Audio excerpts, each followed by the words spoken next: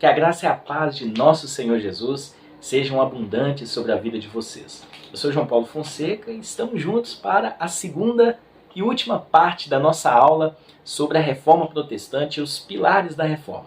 Hoje, dia 31 de outubro, estamos comemorando o Dia da Reforma Protestante.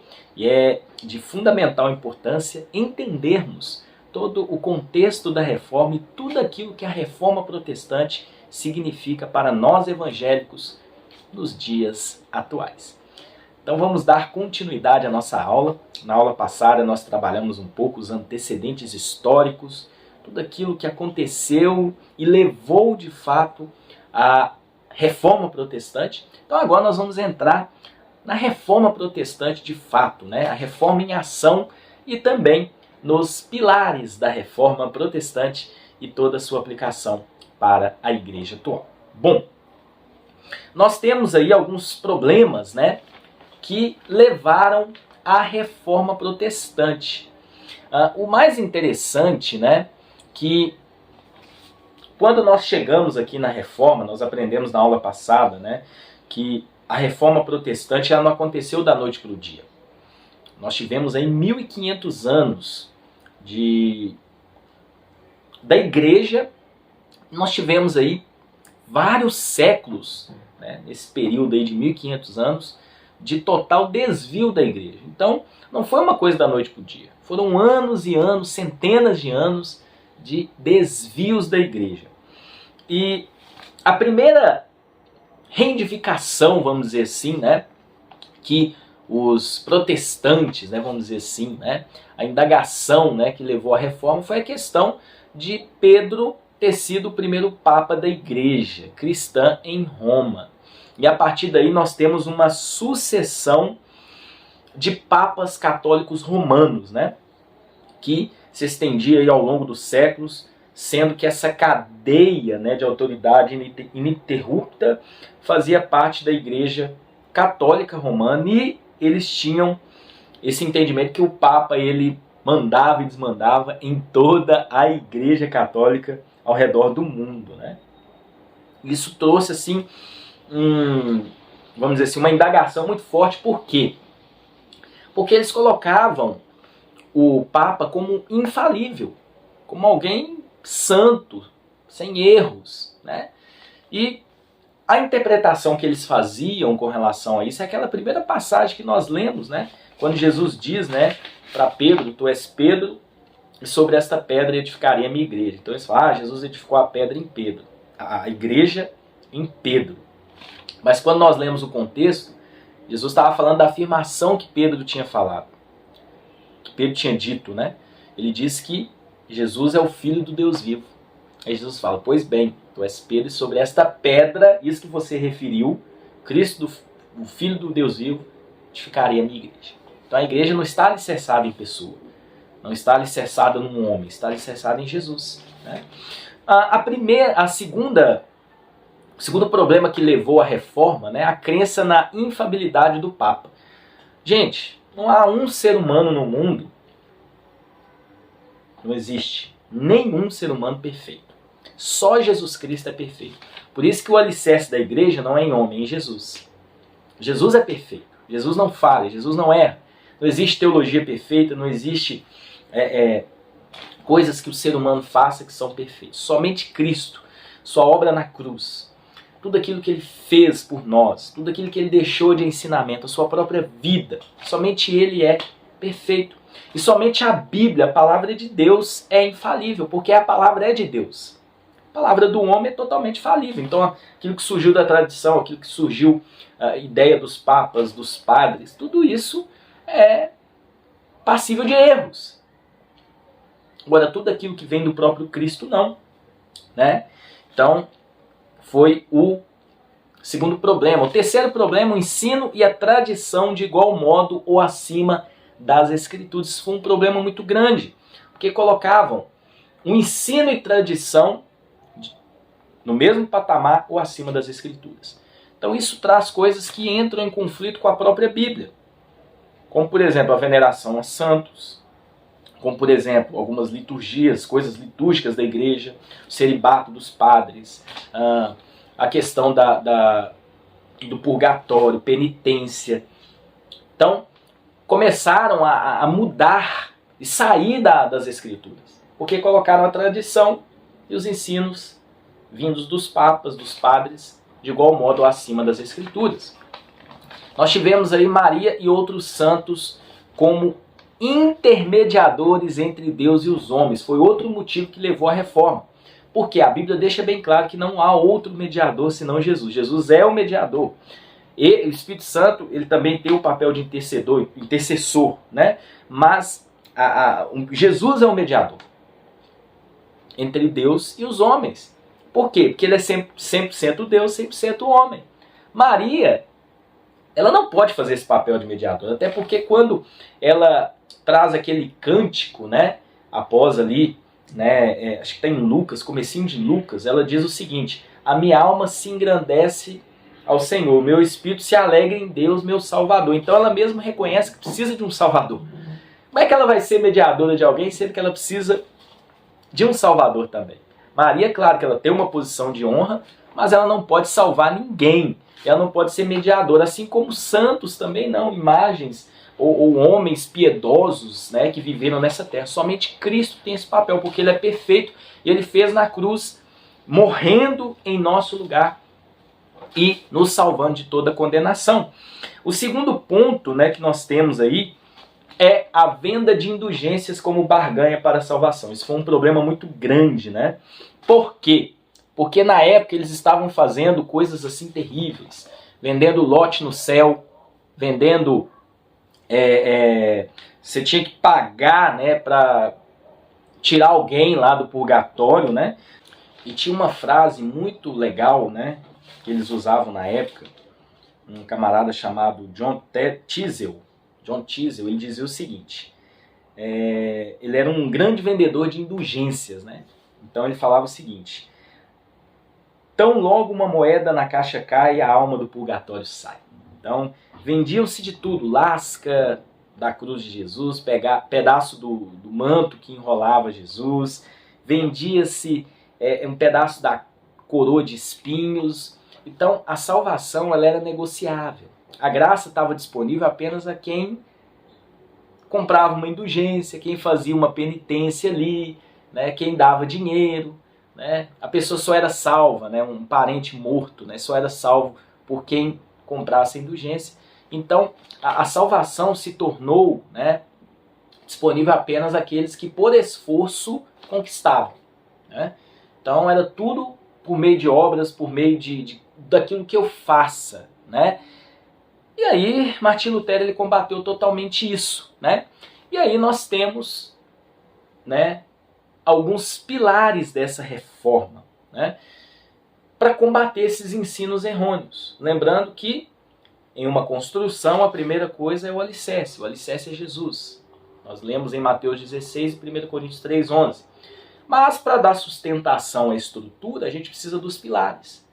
É igual uma casa, você começa pelo alicerce, depois você vem com os pilares, e os pilares estão ligados no alicerce, para você construir todo o restante, paredes, né, telhado, nessa estrutura que já foi colocada ali, toda interligada no alicerce. Amém?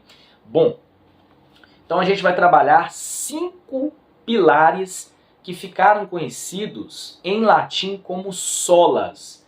Em português significa somente.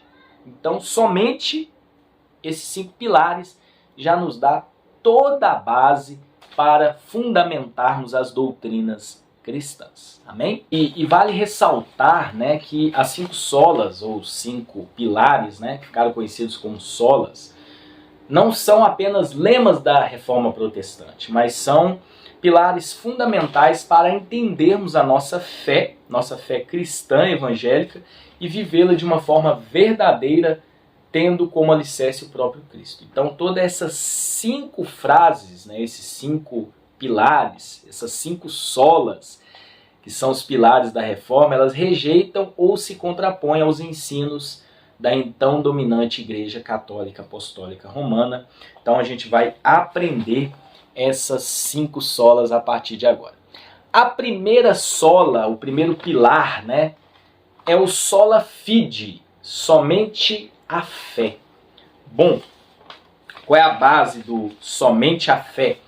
Romanos capítulo 1, versículo 16 e 17 diz: porque não me envergonho do evangelho, pois é o poder de Deus para a salvação de todo aquele que nele crê, primeiro do judeu e também do grego, pois a justiça de Deus se revela no evangelho de fé em fé, como está escrito, o justo viverá pela sua fé. Romanos 5, versículo 1 e 2 diz: portanto, justificados pela fé, temos paz com Deus por meio de nosso Senhor Jesus Cristo, por intermédio de quem obtivemos também acesso pela fé a essa graça, a qual estamos firmes e nos gloriamos na esperança da glória de Deus. Então, esse sola fide, né, somente a fé, é o ensinamento que nós somos salvos para demonstrar boas obras, e não somos salvos pelas boas obras, como era pregado na então Igreja Católica Apostólica Romana. Então, nós temos o entendimento que a justificação, a qual é declarada apenas por Deus, ela é recebida somente pela fé. Então, essa doutrina, né, é o resumo da fórmula: fé produz justificação e boas obras. E não o contrário, né? Boas obras produz justificação e fé. É nessa sequência que traz o entendimento que somos salvos para demonstrar boas obras. Então, na época se fazia tanta coisa para alcançar a salvação, venda de indulgências, penitência, faz isso, faz aquilo, mas nós somos justificados pela fé. Amém? Pela fé a qual estamos firmes. E essa justificação, ela é obra de Deus. Amém? E não uma obra nossa. Ele opera em nós. O segundo ponto, né, que nós temos aí é o sola escritura. É o segundo pilar da reforma, somente a escritura. Então olha só que interessante, né? Em 2 Timóteo 3,16 ao 17 diz assim: toda a escritura é inspirada por Deus e útil para ensinar, para corrigir, para instruir em justiça, a fim de que o homem de Deus tenha capacidade e pleno preparo para realizar boas obras. Lá em Hebreus capítulo 12, deixa eu abrir aqui na Bíblia, tem uma passagem muito bonita também, Hebreus 12, versículo 4, diz assim, Hebreus 4, versículo 12, inverti aqui as passagens. Hebreus 4, versículo de número 12.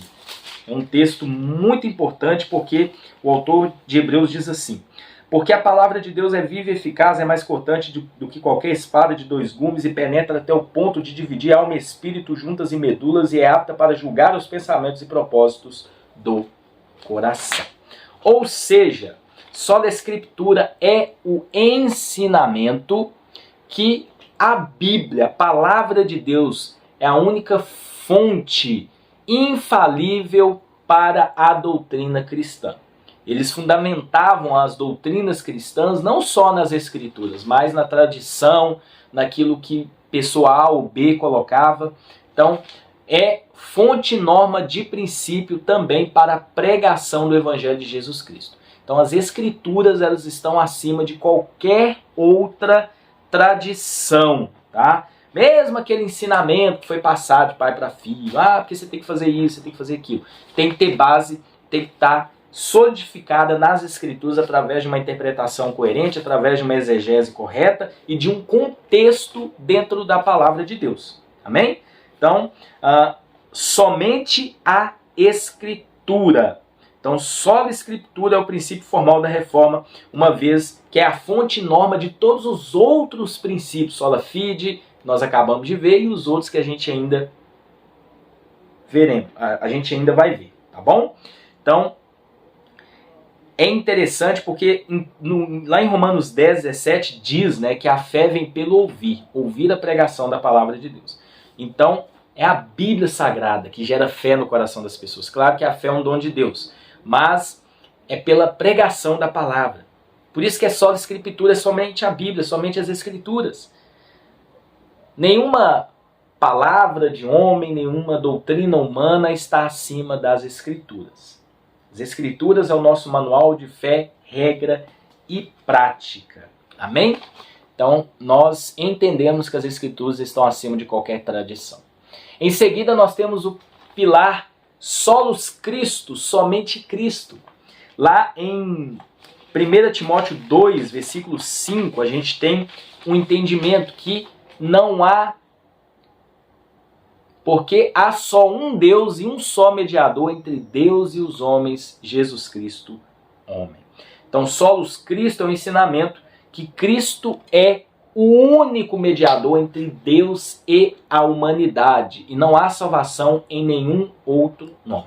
Então, qualquer ser humano tem livre acesso a Deus. Ele está acessível a todos que pela fé creem no Senhor Jesus como seu único e suficiente Salvador. Não precisamos de homens para ser o nosso mediador, o intermediador.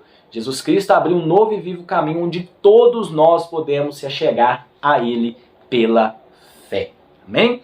Então, ao rejeitar todos os outros mediadores, entre Deus e a humanidade, Lutero e os demais reformadores colocaram aí essa fundamentação que agora temos livre acesso. Não precisamos de outras, os intermediadores, os santos ali não podem fazer mediação, Maria não pode fazer essa mediação, é somente por meio de Cristo Jesus. Ele é o centro. Jesus é o firme fundamento da igreja. Então toda a igreja está fundamentada nele. Por isso que é somente Cristo. Somente Cristo tem poder para nos salvar. Somente Cristo tem poder para transformar a nossa vida por meio da palavra e por meio da ação do Espírito Santo. Amém? Entramos agora no quarto pilar. Sola gratia, somente a graça. E é interessante que Efésios 2, versículo 8 e 9 diz: porque pela graça sois salvos mediante a fé. Isso não vem de vós, é dom de Deus, não por obras, para que ninguém se glorie. Então, a sola gratia é o ensinamento que a salvação vem apenas por graça divina e não como algo merecido pelo pecador.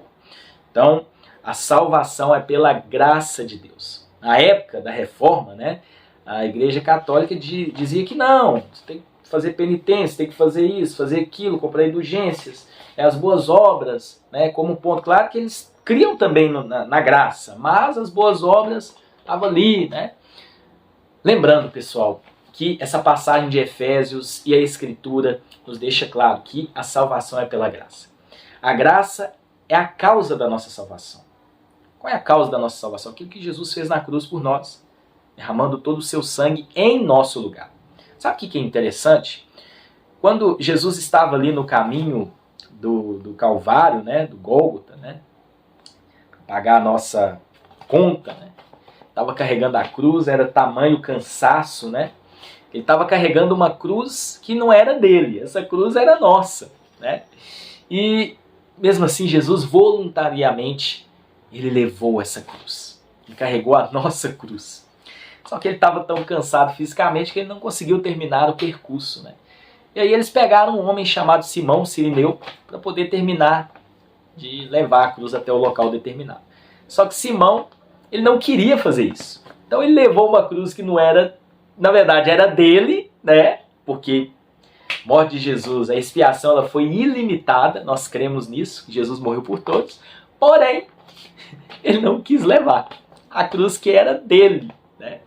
Mas Jesus ele levou essa cruz que não era dele, era nossa, de forma voluntária. Simão Cirineu foi obrigado a levar a cruz que não era dele, que era dele na verdade, porque ele não queria, Mas Jesus fez isso por nós. Amém? Por isso que é pela graça, pelo mérito de Cristo. Então, o entendimento reformado da graça de Deus e a dinâmica da salvação, ela pode ser dividida em duas linhas de pensamento que são consideradas duas linhas reformadas. Eu estou trazendo esse entendimento para vocês porque no meio teológico tem um pensamento que eu discordo, que colocam a linha de pensamento reformada como uma apenas, que é conhecida, por exemplo, muita gente conhece como calvinismo, a linha de pensamento monergista da salvação. Mas nós, aqui do canal João Paulo Fonseca, cremos que a dinâmica da salvação, tanto calvinista como arminiana, ela é de linha reformada, porque as duas são fundamentadas, né, na pessoa de Cristo, e também tem os pilares que a gente está trabalhando aqui com vocês. A visão calvinista, né, uma tradição histórica e teológica organizada pelos reformadores João Calvino e Eurico Zwinglio, crê que Deus é o único autor da salvação, sempre eficaz e irresistível e sem qualquer cooperação humana. É um monergismo, né? O homem encontra-se morto espiritualmente, Deus age sozinho para salvá-lo. Já a visão arminiana, ela foi fundamentada anos depois de Calvino, né? Foi aí os últimos reformadores, né? Ela foi fundamentada por um teólogo também reformado chamado Jacó Arminio, que trouxe uma visão moderada do calvinismo, né? Onde Deus age no ser humano, que está totalmente morto espiritualmente, o capacitando a responder o chamado divino. A salvação continua sendo pela graça, porém há uma responsabilidade humana em responder ao chamado. Isso só acontece por meio da graça preveniente que age no ser humano, restaurando o livre-arbítrio que outrora estava totalmente inclinado ao pecado, e ele pode responder a esse chamado, resistindo ou não, rejeitando ou aceitando. Amém? Então, todas as duas linhas creem que o homem é totalmente depravado e somente a ação da graça de Deus pode salvá-lo e não o seu mérito. Tá bom? Então, é esse entendimento que nós temos com relação à linha de pensamento reformada. Tanto o arminiano como o calvinista seguem dentro do pilar sola gratia. Amém? Agora nós vamos caminhando para o quinto e último pilar: só lhe deu glória somente toda glória a Deus. Então este é o ensinamento que toda glória é devida somente a Deus. E Deus, ele não reparte a sua glória com ninguém. Os reformadores acreditavam que os seres humanos, mesmo santos, canonizados aí pela Igreja Católica, os papas e a hierarquia eclesiástica não eram dignos de glória, mesmo que fosse concedido, né? Canonizar alguém, santificar alguém, não. Isto não deve acontecer, porque somente Deus é digno de toda glória. Tais pessoas, de fato, talvez fizeram boas obras, dignas de louvor, talvez, mas a glória é de Deus, porque Deus é que nos concede a graça, Deus que nos concede a salvação, é Deus que é digno de receber toda honra e toda glória. Então, pessoal, a reforma protestante, ela foi essencial para que a igreja voltasse a caminhar dentro da sã doutrina, para que a igreja voltasse a cumprir a vontade de Deus, exercer o ide, pregar o evangelho, alcançar pessoas, né? Os 1500 anos antecedentes à reforma foram negros, totalmente negros, difíceis, porque a igreja saiu da sua essência. Uma igreja evangelizadora, uma igreja que faz discípulos, uma igreja que prega a salvação por meio de Jesus, uma igreja que prega transformação por meio do evangelho. Tudo isso foi deixado de lado. A partir da reforma protestante, a partir do ano 1517, a igreja começou a voltar nos trilhos e, graças a Deus, a reforma protestante foi uma ação do próprio Deus que fez com que a igreja voltasse a cumprir o seu chamado. Somos chamados para fazer discípulos, somos chamados para ter um relacionamento público e crescente com Jesus e, através da nossa vida, do nosso bom testemunho, levar o evangelho através da Bíblia, através do Espírito Santo que é em nós, levar o evangelho a tantas e tantas pessoas. Porque o evangelho não é exclusividade de A ou B. A mensagem do evangelho é para todos, a salvação é para todos, a graça está disponível a todos.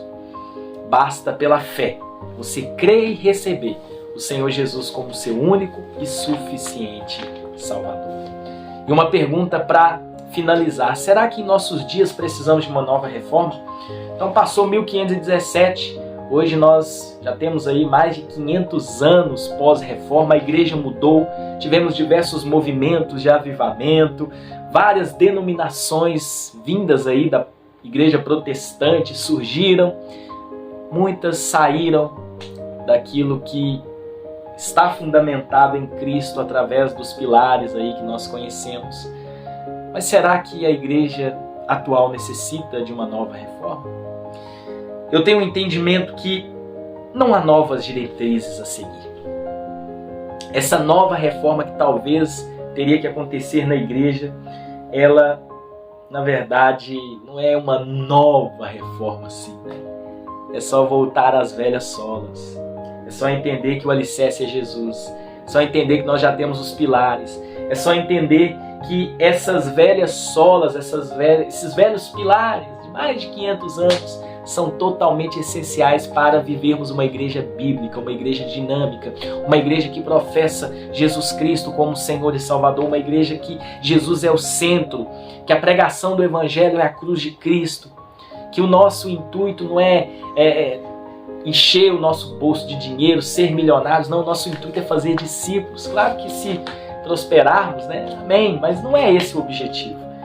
É fazer discípulos, é pregar o Evangelho, é ser o Jesus mais próximo das pessoas, é levar cada um a conhecer Cristo, a viver o Evangelho de uma forma dinâmica, de uma forma pura e simples, através daquilo que o Espírito Santo nos trouxe, por meio da Palavra de Deus, por meio de Cristo Jesus que habita em nós através do Espírito Santo. Amém?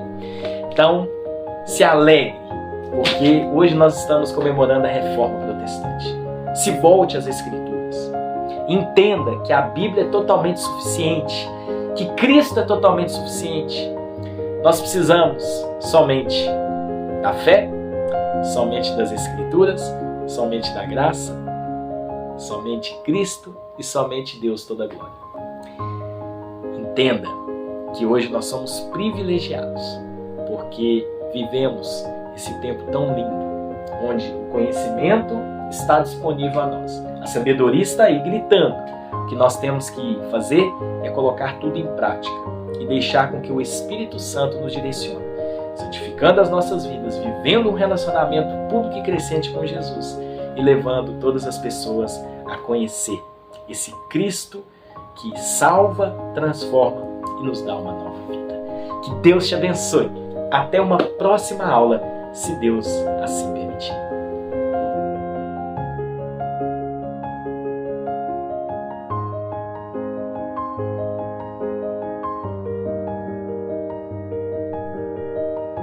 Canal João Paulo Fonseca, ajudando você a crescer na graça e no conhecimento